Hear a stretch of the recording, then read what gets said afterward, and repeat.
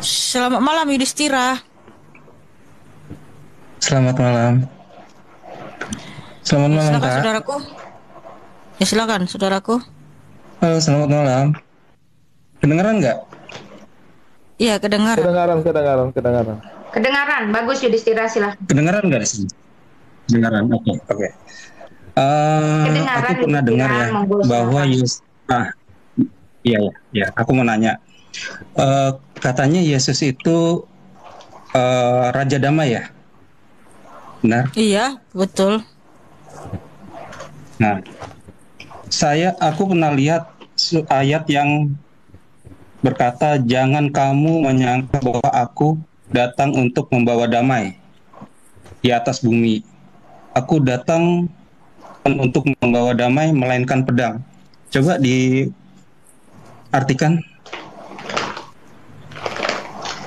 Silakan, Mak. Ya, itu perumpamaan. Pedang bukan untuk membunuh atau membinasakan orang, tapi memang untuk memisahkan. Ya, memisahkan. Sama seperti lalang dengan gandum itu kelihatannya sama tumbuh berbarengan, tapi gandum itu menghasilkan bulir sedangkan lalang tidak, akan dibakar dan dibuang orang. Nah, pemisahan itu yang akan dibawa oleh Yesus Kristus. Ketika orang memilih percaya kepada Yesus Kristus, akan terjadi banyak pemisahan antara suami dengan istri, orang tua dengan anak. Ya, terang dan gelap itu harus dipisahkan.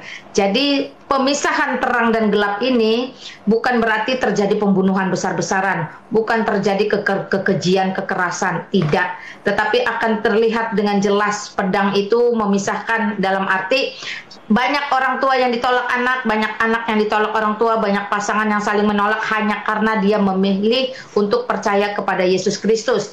Jadi itu yang dikatakan bahwa aku datang untuk memisahkan. Nah, itu dia. Itu teman-teman, mengikut Yesus Kristus kita pasti akan ditolak. Nah, pemisahan-pemisahan inilah yang akan dilakukan oleh dia dengan jelas. Dan itu tidak pandang siapapun. Artinya dalam sebuah keluarga banyak terjadi penolakan ketika ada yang memilih untuk percaya kepada Yesus Kristus, dalam masyarakat, dalam komunitas, dalam persahabatan bahkan. Nah, itu yang disebut dengan pedang. Jadi dia benar-benar membuat batasan yang jelas ketika terang dan gelap itu dinyatakan. Itu sesederhana itu saya jawab ya. Karena kamu dalilnya sudah ambil dari Alkitab, sudah benar. Maksud tujuannya seperti itu. Silakan Bang Rasul kalau mau dilengkapi. Ya, mungkin kita baca aja. Gitu. Kita baca aja ayatnya ya. Sebentar. Matius 10 ayat 34, ayat 35. Bentar, seperti ini Yudhistira. Makanya baca Alkitab itu jangan sepotong-sepotong. Baca ayat selanjutnya ya. Jangan kamu menyangka bahwa aku datang untuk membawa damai di atas bumi. Aku datang bukan untuk membawa damai, melainkan pedang. Sebab aku datang untuk memisahkan orang dari ayahnya, anak perempuan dari ibunya, menantu perempuan dari ibu mertuanya.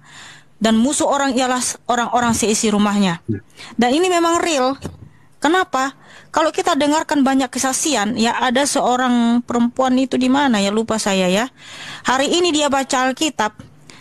Dia percaya Tuhan Yesus, besoknya nyawanya sudah hilang melayang. Padahal keluarganya sendiri yang ini. Karena dia tidak suka kalau anaknya itu ikut Tuhan Yesus. Dan itu real, banyak kejadian seperti itu. Gitu loh Yudhistira, gitu maksudnya. Pedang di sini bukan berarti benar-benar pedang untuk jadi bawa peperangan, enggak. Itu perumpamaan, sudah dijelaskan Mak Lina tadi. Ya gimana Yudhistira? Tadi Maikana tadi melengkapi ya ayatnya tersebut. Tapi kalau saya rasa setelah mendengar Maikana menjelaskan, bukan menjelaskan, tapi membaca ayat tersebut malah lebih parah. Kenapa lebih parah? Maksudnya parahnya apa? Coba tadi coba dibacakan lagi Maikana. Terus satu lagi, maaf sebelumnya. Tadi kan saya bilang Yesus itu katanya membawa Raja Damai.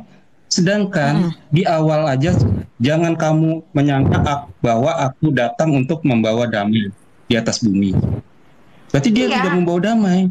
Bukan, itu artinya tidak ada perdamaian itu tidak akan ada kompromi antara terang dan gelap. Tidak ada kompromi antara pengikut Kristus dan bukan pengikut Kristus atau antikristus. Itu yang disebut tidak akan membawa damai. Jadi tidak ada perdamaian, tidak ada kompromi antara kuasa kegelapan dengan kuasa Kristus. Maka itu disebut pedang. Pedang itu dia akan memberi batasan yang jelas, bahwa kalau kamu nyebrang kamu akan mati, tidak akan selamat. Tapi kalau kamu benar-benar menjadi pengikut Kristus, maka kegelapan itu sudah selesai.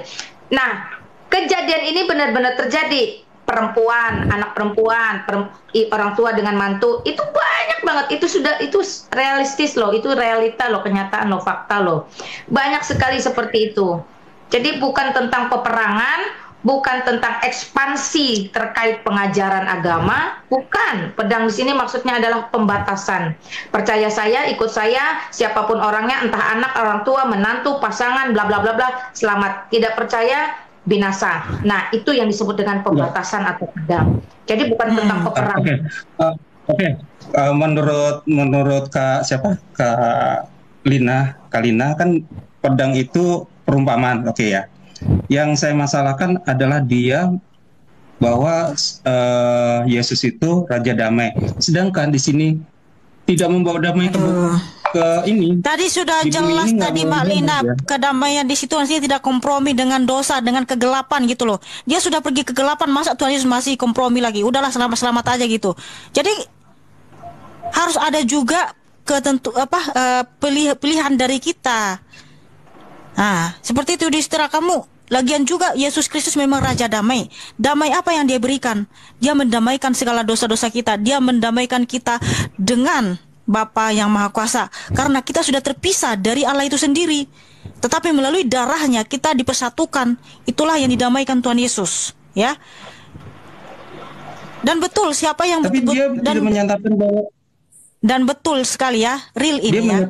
Siapapun yang betul real ya, yang betul mengikut Tuhan Yesus sejati ya, dia bukan Kristen abal-abal ya, tapi Kristen sejati, pasti ada damai. Karena apa? Kami mempunyai Raja Damai. Sebab Tuhan Yesus mengajarkan, aku berfirman ya, kamu dengan firman, kasihilah sesamamu dan bencilah musuhmu. Tetapi aku berkata kepadamu, kasihilah musuhmu dan berdoalah bagi orang yang menganiaya kamu. Jadi kalau seluruh dunia ini ya betul-betul mengamalkan ajaran Tuhan Yesus Kristus, pasti damai. Saya jamin. Pasti damai. Tapi banyak Kristen abal-abal juga tidak melakukan ajaran Tuhan Yesus.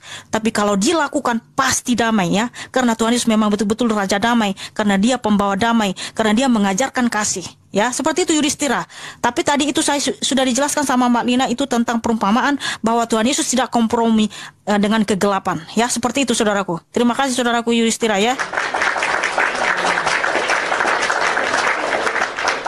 Ya, siapapun yang betul-betul ya mengamalkan ajaran Tuhan Yesus pasti damai.